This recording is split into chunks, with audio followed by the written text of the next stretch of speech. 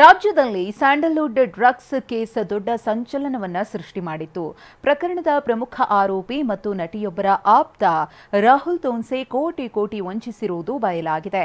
ಉದ್ಯಮಿ ವಿವೇಕ್ ಹೆಗಡೆ ಅನ್ನೋರಿಗೆ ರಾಹುಲ್ ತೋನ್ಸೆ ಮತ್ತು ಕುಟುಂಬ ಬರೋಬ್ಬರಿ 25 ಕೋಟಿ ರೂಪಾಯಿಗೂ ಅಧಿಕ ದೋಖಾ ಮಾಡಿದೆ.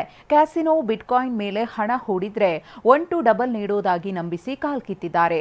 ಆರೋಪಿಗಳಾದ ರಾಹುಲ್ ತೋನ್ಸೆ, ಅಪ್ಪ ರಾಮಕೃಷ್ಣ, ತಾಯಿ ರಾಜೇಶ್ವರಿ, ತಂಗಿ ರಕ್ಷಾ, ಭಾವ ಚೇತನ್ ಸೇರಿದಂತೆ 5 ವಿರುದ್ಧ ಬಸವೇಶ್ವರನಗರ ಠಾಣೆಯಲ್ಲಿ ವಿವೇಕ್ ಹೆಗಡೆ ದೂರು ದಾಖಲಿಸಿದ್ದಾರೆ. ಪೊಲೀಸರು ಆರೋಪಿ ರಾಮಕೃಷ್ಣನನ್ನ ಬಂಧಿಸಿದ್ದು ಹೊರದೇಶದಲ್ಲಿ ಇರುವ ರಾಹುಲ್ ತೋನ್ಸೆ ಹಾಗೂ ಇತರ ಆರೋಪಿಗಳಿಗಾಗಿ ಬಲೆ ಬೀಸಿದ್ದಾರೆ.